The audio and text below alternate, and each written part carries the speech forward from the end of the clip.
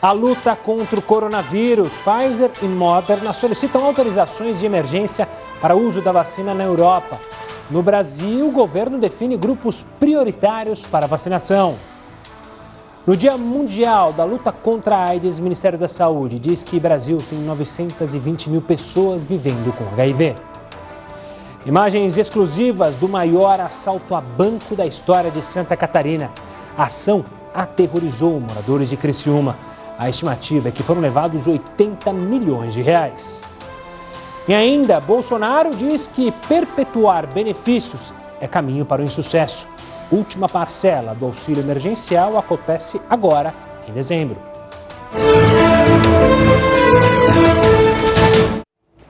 Seja muito bem-vindo ao Jornal da Record News. Lembrando que essa edição também está ao vivo no nosso canal do YouTube e lá no Facebook da Record News. O número de pessoas sem ocupação bateu recorde no mês de outubro. E com a restrição de atividades por causa da Covid, o plano de contratações que parecia melhorar com o final do ano trouxe preocupação para empresários. Com o corte no auxílio emergencial para R$ 300, quase 3 milhões de brasileiros voltaram a buscar trabalho. A dúvida é, o que eles vão encontrar do outro lado do balcão? Nesse momento estávamos numa alavancagem de contratação, com bastante pedidos, com fila de espera, animados com essa ideia do fim do ano. Essa fábrica de material pedagógico conseguiu retomar os negócios. As máquinas voltaram a funcionar durante quase todo o expediente. Ritmo que vai desacelerar com as novas restrições da fase amarela no plano de flexibilização no estado de São Paulo. A indústria tem esse receio de acelerar muito enquanto o mercado tem pedido para parar. E por conta disso tivemos que rever a questão da contratação crescente que a gente estávamos passando. Segundo o levantamento mensal do IBGE, a taxa de pessoas sem emprego subiu em outubro. Já são 13 milhões e 800 mil brasileiros sem ocupação. Um índice de 14% da população economicamente ativa, o que representa um recorde histórico. No início da pandemia, o dono desse restaurante em São Paulo teve que demitir os 10 funcionários. Aos poucos, mudou a forma de trabalhar e foi contratando ajudantes diários. Antes do anúncio de restrição do comércio por causa da pandemia, João Paulo contava com o movimento no final do ano para recuperar as finanças. Eu já estava trabalhando com um garçom extra e estava estudando admitir pelo menos mais 2 funcionários para esse mês de dezembro. E fomos pegos de surpresa com essa recuada do governo do estado. E olha, as farmacêuticas Pfizer e Moderna, que são concorrentes, solicitaram autorizações de emergência para começar a vacinação na Europa. A Agência Europeia de Medicamentos vai analisar os dados de qualidade, segurança e eficácia das vacinas desenvolvidas pelas duas empresas. A expectativa é que os resultados sejam divulgados entre 29 de dezembro e 12 de janeiro. O processo vai ser mais rápido porque a Agência Europeia já estava recebendo dados parciais das duas vacinas desde o início dos testes.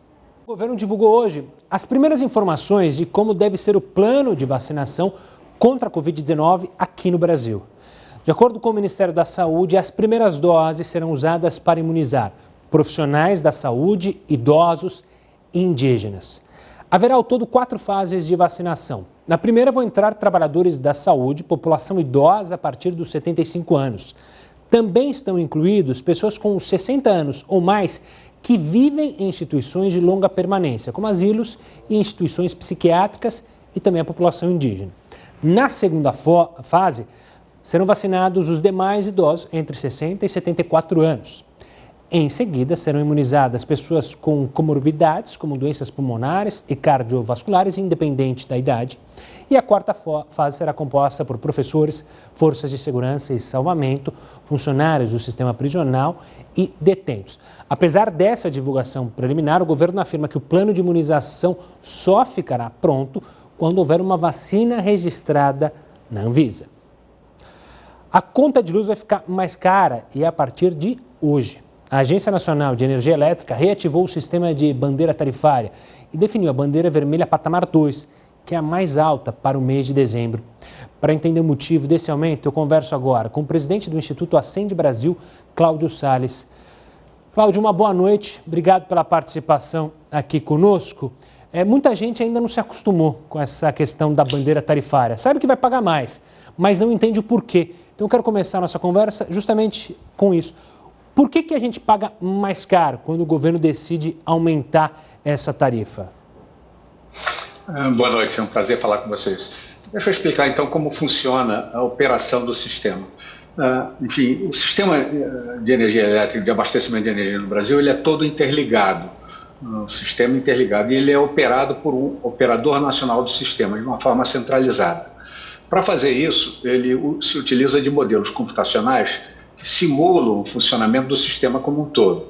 E esses modelos, eles determinam sempre o acionamento das usinas que são necessárias num dado momento para atender a carga, vale dizer, a demanda naquele momento. O critério básico de acionamento dessas usinas é, enfim, empilhando as usinas sempre do menor custo para o maior custo. Primeiro, aquelas usinas que, se acionadas, têm um custo operacional muito baixo, né, quase irrisório, como hidrelétricas, eólicas e tal, né? E se isso é suficiente para atender a carga, ok, então não precisa acionar termoelétricas que são mais caras. Na medida em que os modelos determinem a necessidade de acionamento de termoelétricas mais caras, então ele vai empilhando essas termoelétricas, mas primeiro aquelas de custo operacional mais barato, enfim, que aí ele sairia da bandeira verde, que é praticamente sem o acionamento de nenhuma termoelétrica, para a bandeira amarela. Depois aquelas com preço um pouco mais elevado, com custo operacional mais elevado, que seria a bandeira vermelha com patamar 1. E depois, quando o modelo indica que já há necessidade de acionar aquelas mais caras, então é a situação que nós temos hoje de bandeira vermelha no patamar 2. Só um dado complementar, que é óbvio que nas usinas termoelétricas, enfim, elas estando paradas, não consomem combustível, então eles não têm esse custo de operação elevado, né? Mas na medida que elas são acionadas, esse custo ocorre. E ele é sempre pago por quem se beneficia dessa energia, que são os consumidores. Isso vem cobrado na conta de luz. O que a bandeira, o conceito da bandeira tarifária introduziu, e a meu ver de maneira correta, é que antes da existência das bandeiras tarifárias, nós consumidores pagávamos essa conta só no aumento tarifário do ano seguinte, com juros e correção monetária, e sem entendermos por que nós estávamos pagando uma energia mais cara então, porque pode acontecer de nesse ano seguinte os reservatórios estarem muito cheios, então ficar incompreensível essa situação. A bandeira tarifária nada mais faz do que antecipar esse pagamento ou fazer com que ele ocorra tempestivamente, ou seja, no momento em que o custo de fato ocorre, né? Evitando que se pague depois, enfim, com as correções monetárias todas, incidindo sobre isso, e de uma maneira incompreensível, sem nos dar, a nós consumidores, um sinal importante, que é de compreender que nessa fase do ano a energia custa mais caro, sim. Portanto, vale a pena economizar. E, Cláudio, se a gente comparar com outras nações, você explicou para a gente os valores, né? Que é mais caro, a eólica é mais barata, a hidrelétrica com chuva é mais barata. Se a gente comparar o nosso custo da energia, ele é mais caro que em outros lugares ou a gente está no mesmo patamar? Olha, eu tenho um dado, vou citar aqui de cabeça, comparativo de mais de uma centena de países, mostrando a tarifa de energia, digamos, residencial, né, entre eles, né? O Brasil ele está na metade das tarifas mais elevadas. Está distante daquelas super mais elevadas, mas ele poderia ser mais barato. Só que na tarifa de energia elétrica brasileira, uma parte gigantesca dela é composta de tributos e encargos. Tem um estudo que nós fazemos anualmente com a ajuda da PwC, que faz um levantamento detalhado de quanto nós pagamos de tributos e encargos na conta de luz. E pasme, na média brasileira, é próximo de 50%. 47% foi o dado do último estudo. Portanto, é este o principal fator do custo de energia elétrica. Toda a virtude que nós temos, representada pela matriz elétrica eficiente, o Brasil, comparativamente com outros países, é um privilegiado, porque ele tem a fonte hidráulica, as usinas hidrelétricas, ele tem muito vento, muito sol, ele tem muita biomassa, enfim, uma diversidade de fontes eficientes de produção de energia, mas isso não se reflete totalmente na conta do consumidor, porque tem esse peso gigantesco em nossas costas, que é o peso de tributos e encargos. Cláudio, você citou a matriz energética e elogiou a nossa matriz energética, mas por que, invariavelmente, a gente fala sobre apagão, fala sobre a possibilidade de apagão, choveu demais, choveu de menos, então as hidrelétricas estão vazias, os reservatórios estão vazios. Claro que a questão do Amapá é diferente, mas houve um apagão por lá. Qual é o problema que acontece aqui no país? Por que é falta de infraestrutura para se aproveitar dessa matriz energética?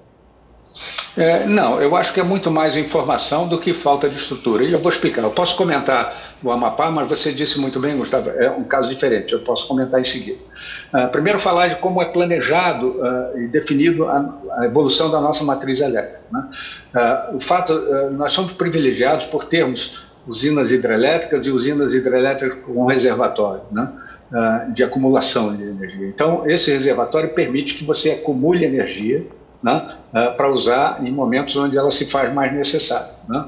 Só que isso é feito, enfim, essa operação, como eu disse, através desses modelos computacionais, e em todo momento o operador tem que tomar uma decisão de que, graças a esses modelos, se naquele momento vale a pena ele consumir aquela água que está no reservatório, né, e, portanto, naquele momento a energia custaria mais barata, né, ou se vale a pena ele guardar essa água, porque ela pode ser necessária depois. Então, isso é feito com muita segurança dentro dos modelos. Já houve um momento no passado em que nós não tínhamos oferta de energia suficiente. Hoje não é o caso, né? Então, hoje nós temos energia suficiente, porque os próprios modelos eles levam em conta, enfim, as probabilidades de déficit de energia, o custo do déficit, a profundidade do déficit, para definir se deve ou não acionar as usinas hidráulicas. Então, essa é uma informação. A outra informação é que, de ano a ano, isso varia. Você tem o período das cheias e o período das secas. O que se espera é que, no período das cheias, você consiga quase que encher os reservatórios, depois isso vai depressionando, vai caindo até que chegue, digamos, a um mínimo, onde começa o período das cheias de novo, né? E aí a gente tem análise do que acontece historicamente. Houve um período extremamente severo, crítico, que aconteceu, eu anotei aqui para não esquecer, entre os anos de 43 e 1954. Nem eu era nascido quase nessa época. Mas nesses anos, o que aconteceu? Os reservatórios ficaram quase cheios no momento, depois eles depressionaram e não voltaram àquele nível. No ano seguinte, depressionaram e não voltaram àquele nível, sucessivamente. Da forma que nesses anos de 43 a 54, houve uma queda muito grande no nível ali, né? Do mesmo jeito, um fenômeno parecido está acontecendo agora. De 2013 para cá, os reservatórios têm enchido, mas eles não têm recuperado integralmente, eles voltam a encher um pouco menos. Então, de fato, há uma severidade nisso. Isso, claro. A própria série histórica mostra que isso não é permanente, não é assim, acontece, mas acontece em outras épocas. Posso lhe dar um exemplo. O ano passado, se você pegar na região Nordeste, né, nós estávamos com os reservatórios muito secos, um grande reservatório de Sobradinho, raso, totalmente raso, pessoas andando a pé dentro do reservatório, né?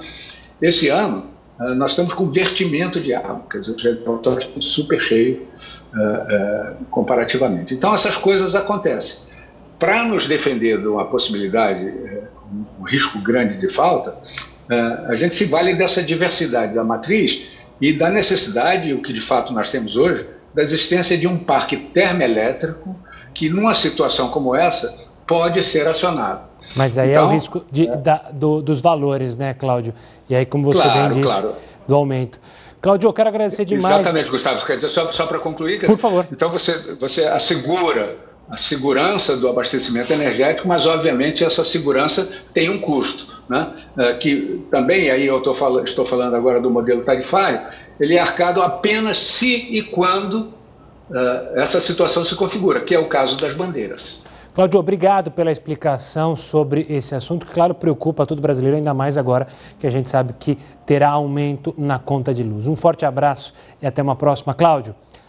Agora a gente vai até o Rio de Janeiro, porque foi presa por lá uma quadrilha que praticava golpes contra turistas que desembarcavam no Aeroporto Internacional Tom Jobim. O repórter Pedro Paulo Filho tem as informações. Boa noite, Pedro. Como agia essa quadrilha? Oi, Gustavo, boa noite para você, boa noite a todos. Olha, segundo a polícia, eles agiam aqui na saída do Aeroporto Internacional Antônio Carlos Jobim, na zona norte da cidade, ofereciam o embarque a passageiros, abordavam os passageiros e ofereciam o embarque em táxis piratas ou então em carros particulares que se passavam por veículos de aplicativo. Segundo a polícia, esse grupo até chegava a intimidar e até ameaçar passageiros que diziam que não queriam esse serviço de transporte clandestino. A gente tem imagens, inclusive, de câmeras de segurança que foram fornecidas pela Polícia Civil durante essas investigações. A Polícia Civil investigou essa quadrilha depois de denúncias de passageiros que eram abordados frequentemente aqui na saída do terminal e também depois de analisar essas imagens de câmeras de segurança.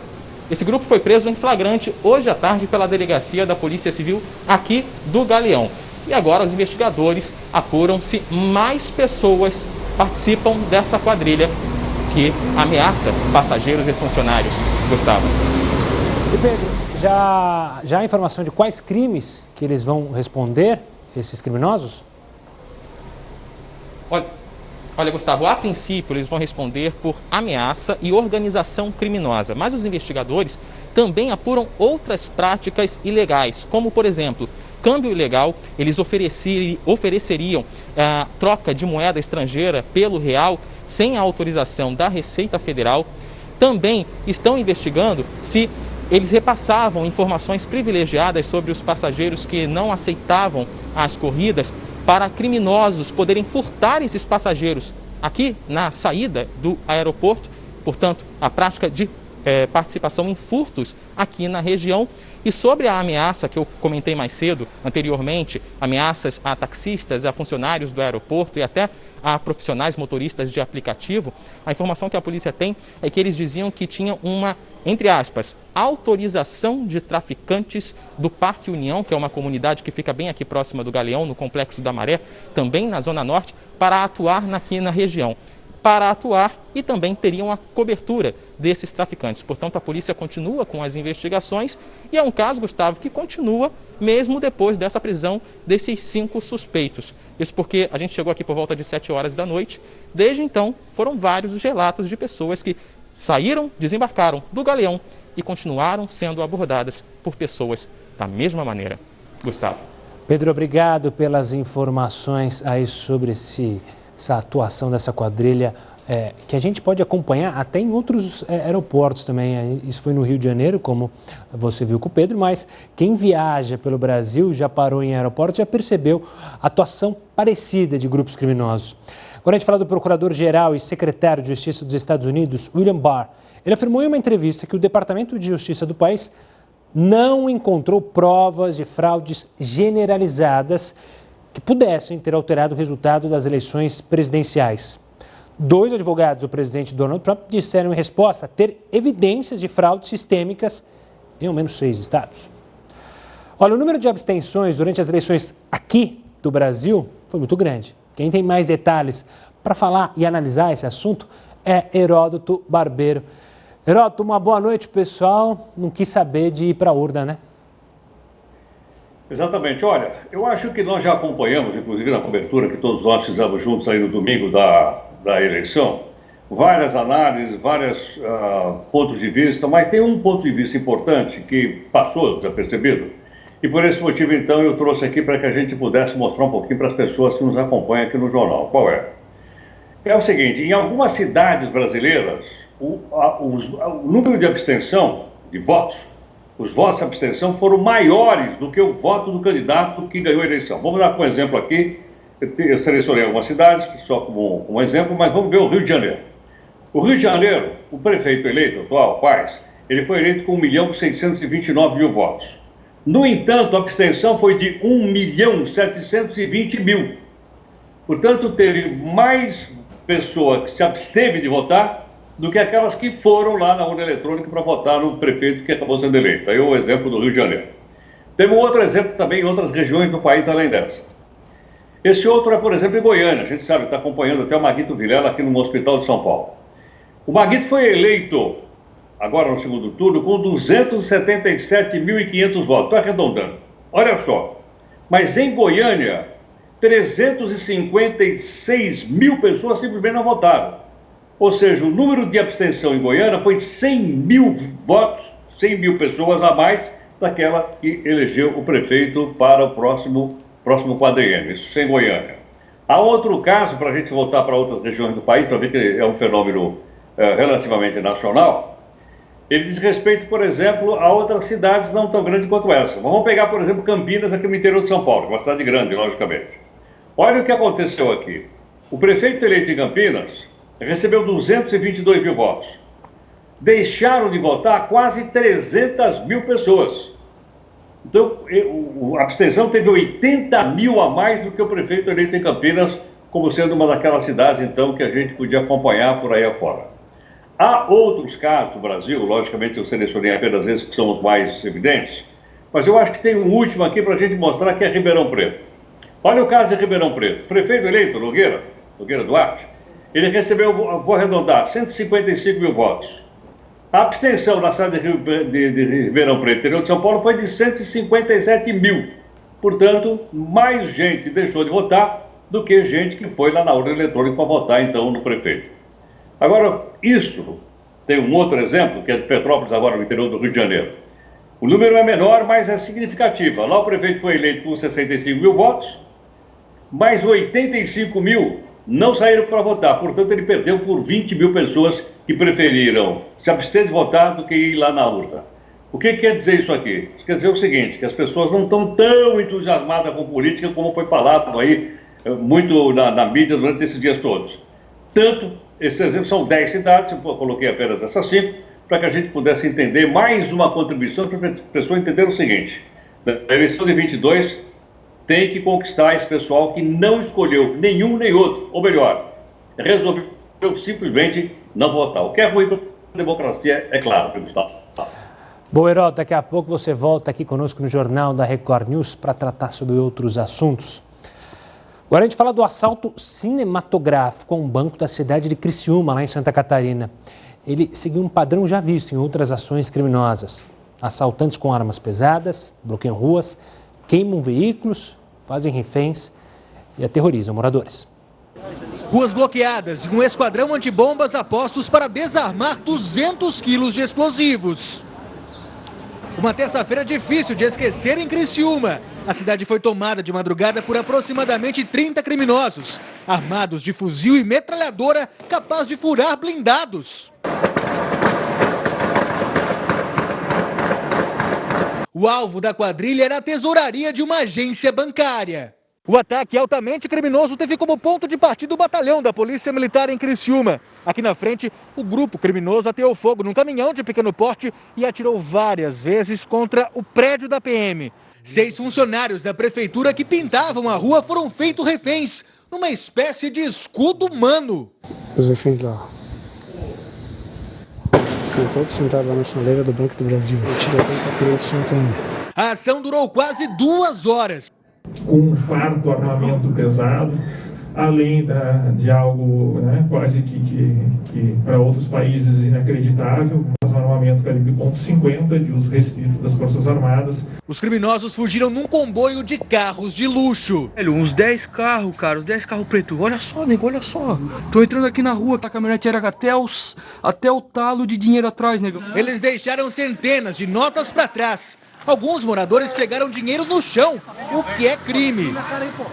4 pessoas foram presas com 810 mil reais. No tiroteio, o soldado Jefferson Luiz Esmeraldino foi baleado. Ele passou por 3 cirurgias e segue no hospital em estado grave. Os carros usados no assalto foram localizados em uma plantação no município vizinho de Nova Veneza. Pelo que percebemos aqui, a ação foi bem sucedida para os marginais, essa é a verdade. Eles conseguiram seu intento. E agora nós vamos mostrar para você imagens que a equipe de jornalismo da Record News conseguiu com exclusividade da ação dos bandidos em Criciúma. Essas imagens são da câmera de segurança de um prédio que fica na rua do banco. É possível ver os suspeitos fortemente armados e usando roupas que dificultam a identificação. Também é possível ver a movimentação de 5 homens que foram feitos reféns durante o crime. Eles estão sem camisa e essas são as imagens que chegam lá de Criciúma desse momento tenebroso que essas pessoas passaram na mão desses criminosos e, claro, a população ouvindo tudo o que acontecia bem no centro da cidade. Hoje é o dia de luta contra AIDS, Dia Internacional de Luta contra a AIDS. E a gente vai falar sobre isso com o infectologista da Beneficência Portuguesa de São Paulo, João Prats.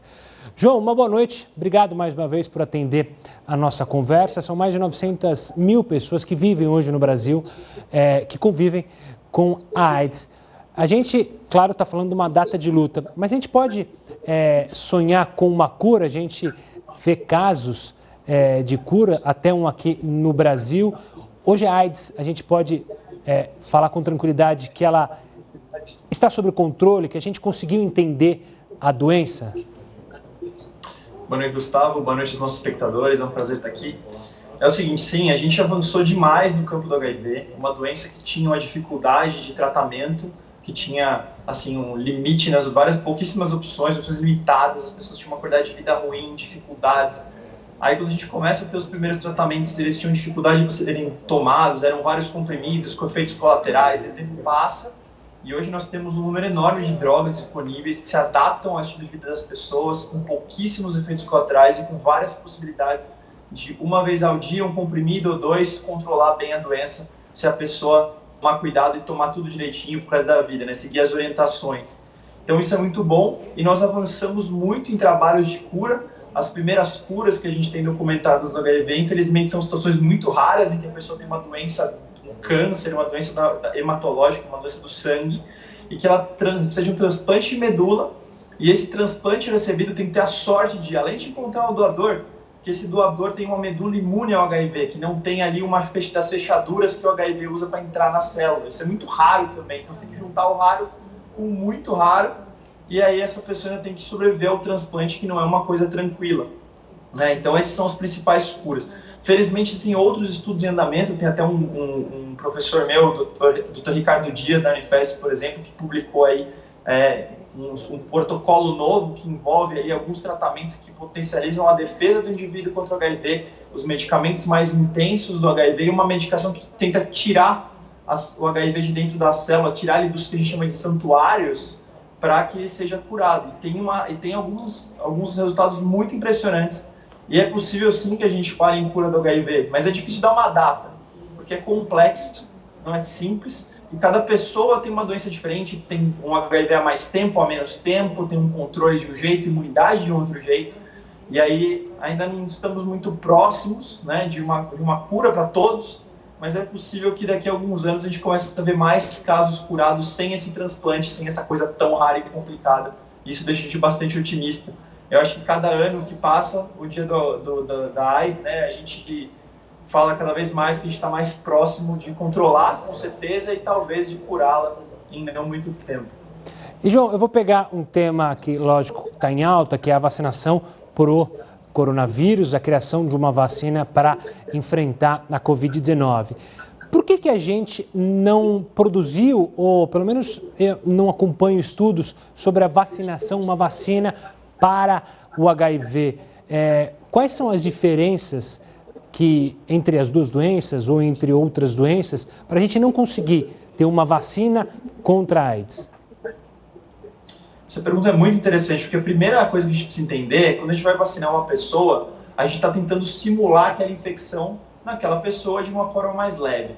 Então, uma pessoa tem sarampo, por exemplo, ela pega o sarampo, passa um tempo, o corpo desenvolve imunidade contra o sarampo e a pessoa não vai ficar mais doente. Ela produz lá, por exemplo, os anticorpos que neutralizam o vírus, entre outras coisas, ela fica protegida.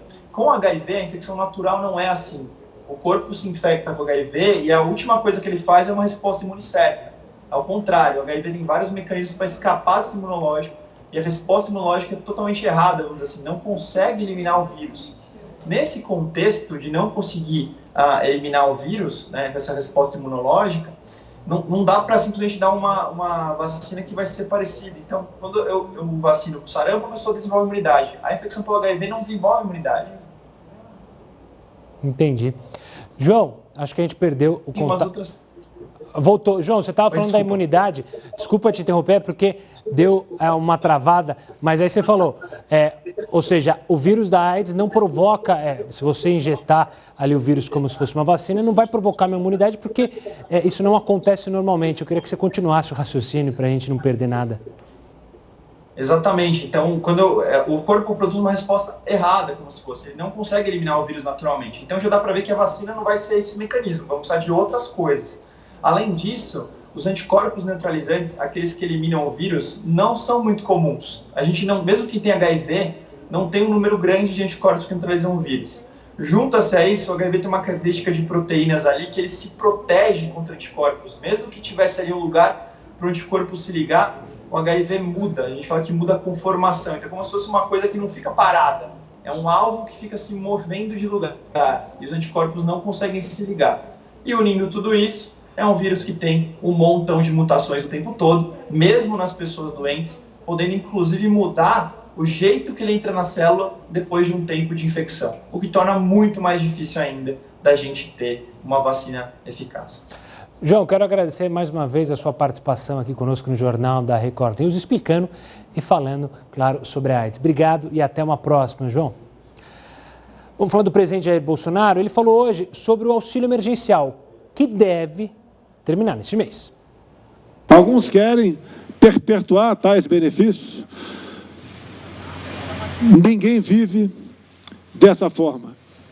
É o caminho certo para o insucesso. Pior que uma decisão, até mesmo mal tomada, é uma indecisão. E a China anunciou hoje que a sonda enviada à Lua para coletar amostras pousou com sucesso.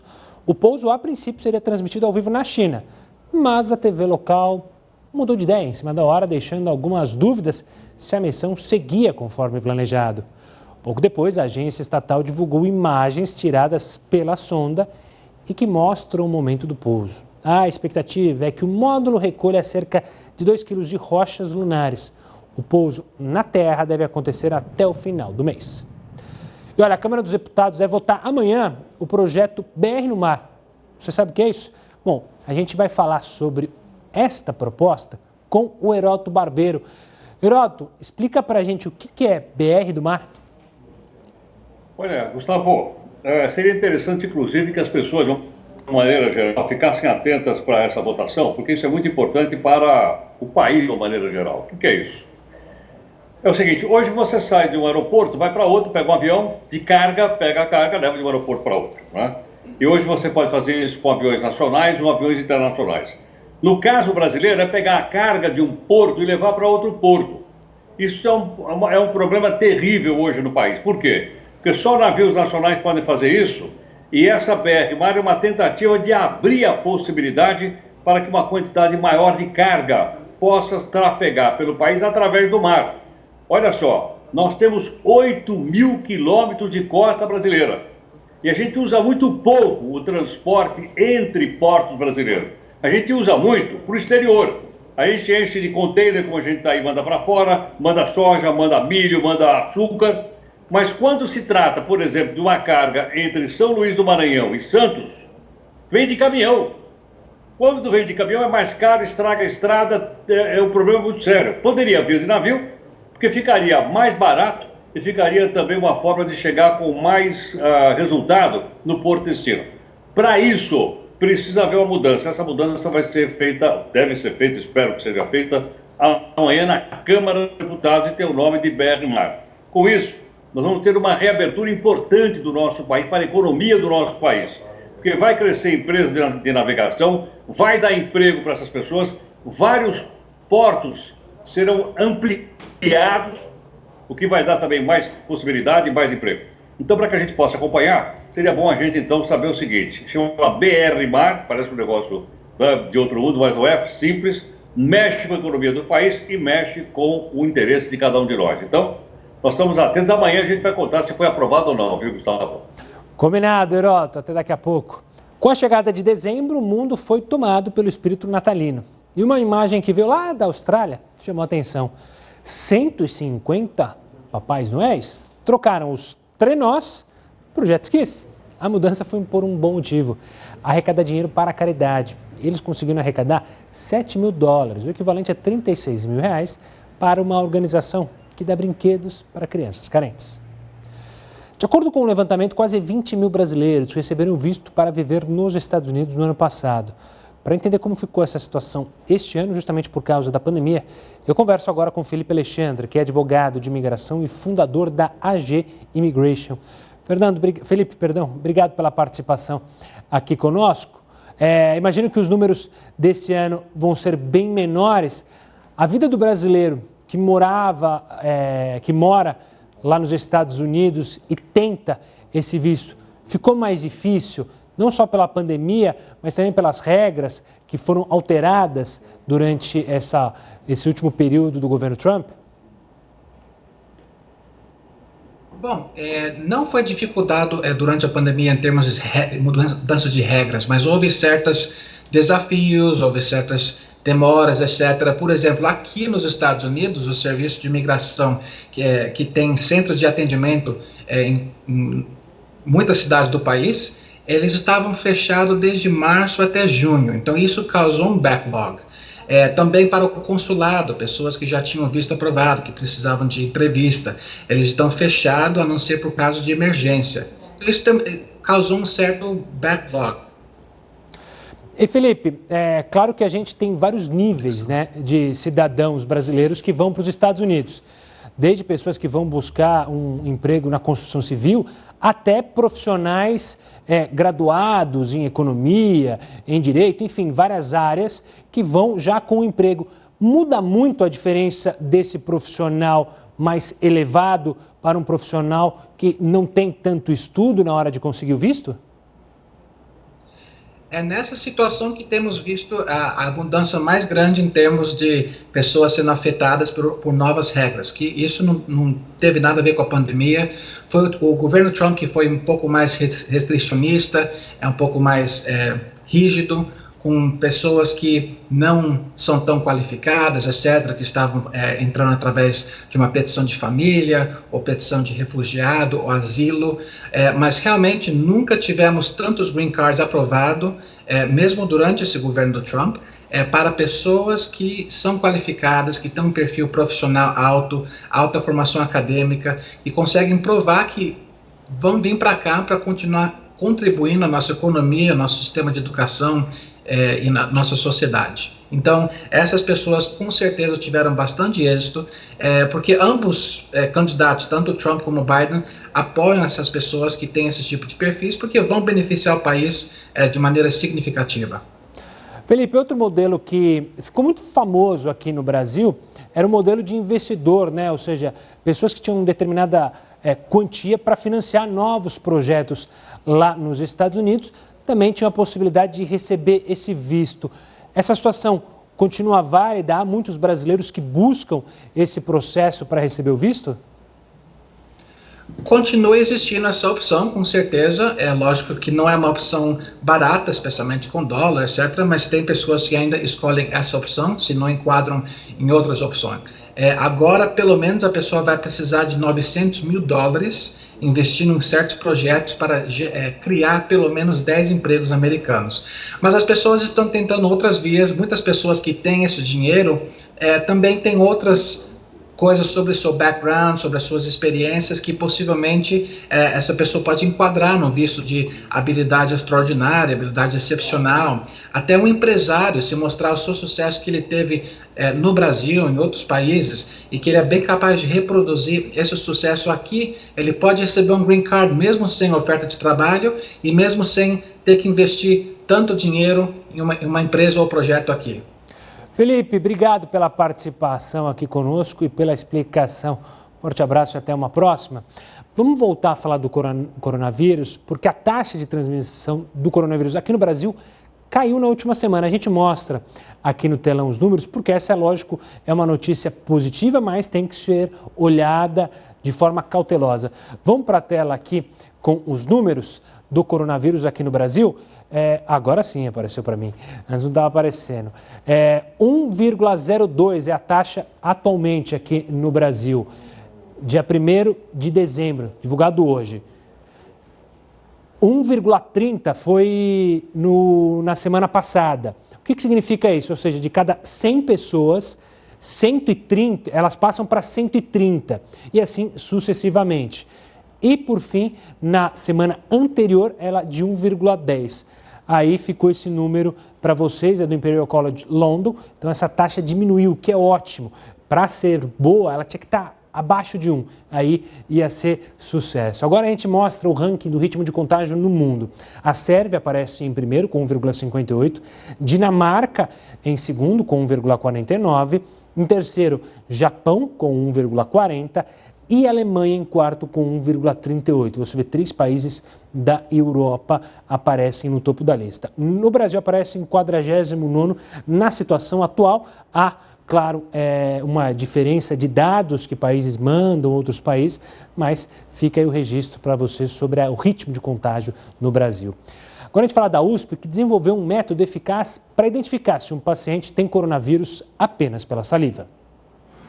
As amostras de saliva já estão sendo preparadas para o teste. O material foi retirado da boca do paciente com suspeita da Covid-19. O Laboratório de Genoma Humano e Células-Tronco da USP, em São Paulo, adaptou para o coronavírus a técnica desenvolvida nos diagnósticos de dengue e zika. O novo teste pela saliva não detecta os anticorpos de pessoas já recuperadas da doença, mas sim o próprio vírus. A gente desenvolveu soluções de forma que a gente prepara essa saliva de maneira que ela fica mais estável, o material genético do vírus. Os pesquisadores deixam bem claro que uma das vantagens deste teste em relação ao modelo tradicional é o tempo que se gasta aqui no laboratório para se conhecer o resultado final, que não leva mais do que 1 hora. Aqui, por exemplo, nós temos uma placa com várias amostras. Em 2 delas, nesses pontinhos amarelos, deu positivo. Além de mais rápido, o teste é mais barato e um técnico pode colher o material na casa da pessoa. Um dos objetivos do projeto é oferecer o teste em locais com pouca infraestrutura para coleta e análise. A gente simplesmente quer ajudar as pessoas que não têm acesso aos testes e mostrar que isso é possível, né? E mostrar que dentro da universidade a gente consegue gerar esse produto. E o Jornal da Record News fica por aqui. Tenha uma ótima noite e até amanhã.